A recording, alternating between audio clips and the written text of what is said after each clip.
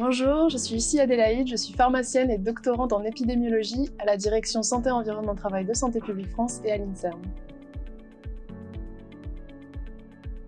Nous pouvons être exposés à un cumul d'expositions environnementales. Par exemple, on peut être exposé à la fois à de la chaleur, à de la pollution de l'air ambiant et au manque de végétation.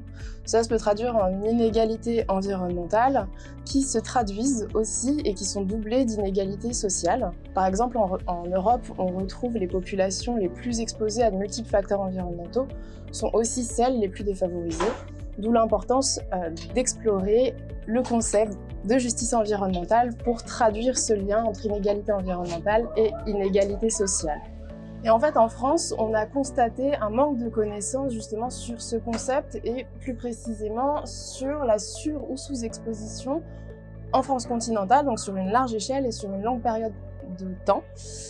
Et donc c'est pour ça que nous avons mené une étude qui visait premièrement à décrire des indicateurs de sur- ou sous-exposition à la chaleur, à la pollution de l'air ambiant et au manque de végétation en France continentale sur la période 2000-2018. Et en deuxième objectif, à identifier des hotspots, donc des points chauds, des zones de cumul d'exposition et d'étudier leur association avec la défavorisation sociale.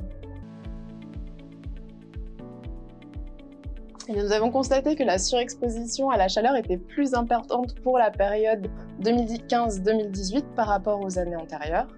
On a également constaté une diminution progressive des concentrations de différents polluants étudiés. À noter toutefois qu'en 2018, les concentrations en particules fines, les PM2,5, restaient encore au-dessus des valeurs guides de l'OMS, et ça c'était le cas également pour les autres polluants. Enfin, nous avons constaté en zone urbaine que les zones les plus défavorisées étaient associées au fait d'être des hotspots de cumul d'exposition. Nous avons produit un grand nombre de jeux de données qui pourront servir à de multiples études sanitaires. Par exemple, dans le cadre de ma thèse, on s'intéresse à l'effet de ces indicateurs d'exposition et de sur- ou sous-exposition ainsi que de cumul sur la santé périnatale et notamment sur le petit point de naissance à partir de cohortes mère-enfant.